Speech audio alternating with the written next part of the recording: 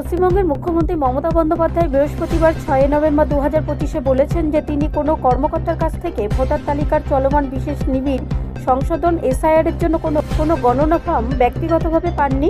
তৃণমূল কংগ্রেস নেত্রী বুধবার 5 নভেম্বর 2025 তার বাসভবনে ব্যক্তিগতভাবে ফর্মগুলি গ্রহণ করেছেন বলে গণমাধ্যমের প্রতিবেদনগুলিকে সম্পূর্ণ মিথ্যা, বিভ্রান্তিকর এবং ভুল তথ্য ছড়িয়ে দেওয়ার ইচ্ছাকৃত প্রচেষ্টা বলে উড়িয়ে দিয়েছেন।